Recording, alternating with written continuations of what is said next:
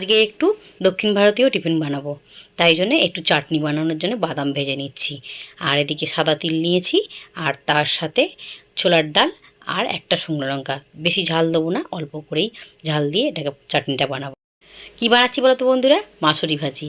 মাসুরি ভাজি খেতে আমার যে এত ভালো লাগে কি বলবো বন্ধুরা। এমনিতে দক্ষিণ ভারতীয় খাবার খেতে আমার ভীষণ ভালো লাগে। সে টিফিন বলো, দুপুরের খাবার বলো বা রাত্রির খাবার বলো, আমার প্রতিটা খাবারই পছন্দ ভীষণ। এই যে প্রতিটা মাসুরি ভাজি বানানো কমপ্লিট। প্লেটে করে সাজিয়ে গুছিয়ে নিয়েছি। এরকম সাজিয়ে গুছিয়ে খেতে বেশ ভালোই লাগে, কিন্তু হাতে সময় থাকে না, এই এমনিভাবেই খাওয়া হয়ে যায়। আর এতটা সফট হয়েছে কি বলবো বন্ধুরা, দেখো তো ভীষণ সফট হয়েছে।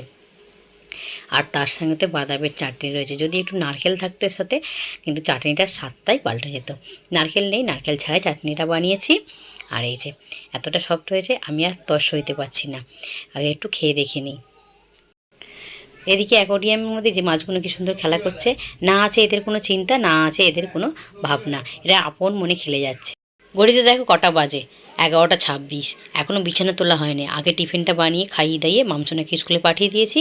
এবার হাতে একটু সময় পেয়েছি, বিছানাটা গুছিয়ে নেব। বন্ধুরা, তোমরা কি এই ডালটা কেউ চেনো? এই ডালটা না আমি এখানে একদিন কোনো দোকানেই খুঁজে পাইনি। তো আমি এটা যখনই হাওড়া যাই তখনই হাওড়া থেকে নিয়ে আসি। এটা হচ্ছে খেসারির ডাল।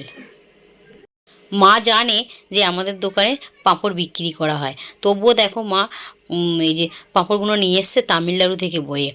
আসলে কি বলতো, মায়ের মন তো কিছুতেই বাধা মানে না।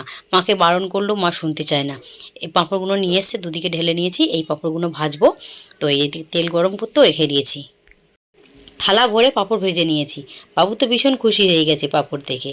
বাবুর 2-3টে পাঁপড়ও খাওয়া হয়ে গেছে। এদিকে আমি খেসারি ডালটাকে ভিজিয়ে এই যে ব্যাটার বানিয়ে নিয়েছি। এতে লবণ হলুদ দিয়ে এবার বড়া ভেজে নেব। ডালের বড়াগুলো ভেজে নিয়ে ওই তেলের মধ্যেই আলু দিয়ে আলুটা ভেজে আর মশলা কষিয়ে নিচ্ছি। মশলা কষানো হয়ে গেছে, তেল ছেড়ে দিয়েছে। এবার এর মধ্যে পরিমাণ মতো একটু জল দিয়ে দেবো। জল দিয়ে ভালো করে আবার একটু মশলাটা কষিয়ে নেবো। আজকে রান্নাটা কিন্তু নিরামিষভাবে রান্না করছি, তার কারণটাও বলছি আমি। আমাদের পাড়াতে আজ রক্ষা কালী মায়ের পুজো আছে, আর পাড়ার মধ্যেই এক দাদার বাড়িতে কালী মায়ের পুজো আছে, তাই জন্য আজকে নিরামিষভাবেই রান্নাটা করলাম। ডালের বড়ার ঝোলটা আমার এদিকে কমপ্লিট হয়ে গেছে। এটাকে এবার নামিয়ে নেবো। একটু ঝোল ঝোল থাকতেই নামাবো, নাহলে কিন্তু একটু পরেই যে ঝোলটা সব টেনে নেবে। রান্না কমপ্লিট হয়ে গেছে। চলো কী কী রান্না করেছি দেখে নিই। ভাত বানিয়ে নিয়েছি, আর তার সাথে নয় ভীষণ একটা পছন্দের জিনিস তো আজকে হয়েইছি, বললাম খেসারি ডালের বড়া ভাজা রেখে দিয়েছি ভাত দিয়ে খাবার জন্য। আর তার সাথে লম্বা লম্বা করে বেগুন কেটেছি, বেগুন কেটে এই যে ভাজা করেছি। আর তার সাথে এই যে ডালের বড়ার ঝোলটা দেখো কতটা রেখেছিলাম, ঝোল সব টেনে নিয়েছে। এবং শুকনো শুকনো ভাত খেতে হবে, তবুও অনেকটা ঝোল লেগেছিলাম, সব ঝোলটা টেনে নিয়েছে। আর সাথে নয় আমি একটু আপেল কেটে নিয়েছি। ফল কাটতে আমার একদম মনে থাকে না, ফল নিয়ে আসলেই পড়ে থেকে থেকে নষ্ট হয়ে যায়, ফেলে দিতে হয়। আর সাথে এই যে পাঁপড় ভাজা করেছিলাম, এটা দিয়ে দুপুরের খাওয়া দাওয়া ফিনিশ করব। এখন এই যে পুজো বাড়িতে যাব, তাই জন্যে শাড়ি পরে একদম রেডি হয়ে গেছি। শাড়িটা আমি খুবই কম পরি, তো মায়ের কাছে যাব, একটু শাড়ি না পরলে হয়, তাই একটু শাড়ি পরে নিয়েছি। বন্ধুরা, শাড়িতে আমাকে কেমন লাগছে অবশ্যই বলো। মায়ের কাছে চলে এসেছি। বন্ধুরা, আমার সাথে সাথে তোমরাও মায়ের দর্শনটা করে নাও। মাকে কি অপরূপ সুন্দর লাগছে, তাই না? মায়ের কাছে সব প্রার্থনা করে নাও, তোমাদের মনের ইচ্ছা মা যেন সকলের ইচ্ছা পূরণ করে। আর শুধু তোমাদের সাথে সাথে আমারও যেন মনের ইচ্ছাটা পূরণ করে। মা সকলকে যেন ভালো রাখে, সুস্থ রাখে। মায়ের কাছে এসেছি, মায়ের প্রসাদ না খেয়ে বাড়ি চলে যাব তা কখনো হয়? আমরা সকলে মিলে চলে এসেছি প্রসাদ খাওয়ার জন্য। আজকে মায়ের প্রসাদে ছিল খিচুড়ি, আলুর দম, পায়েস।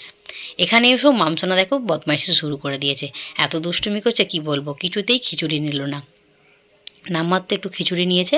ও পায়েস খাবে, খিচুড়িটা অতটা ও পছন্দ করে না। মায়ের প্রসাদ যেমনই হোক না কেন, অমৃতের স্বাদ। চলো বন্ধুরা, প্রসাদ খেতে খেতেই ব্লগটা এখানে শেষ করছি। সকলেই ভালো থেকো, সুস্থ থেকো, সাবধানে থেকো। মায়ের কাছে প্রার্থনা করি মা যেন সকলের মনস্কামনা পূর্ণ করে, সকলকে ভালো রাখে, সুস্থ রাখে।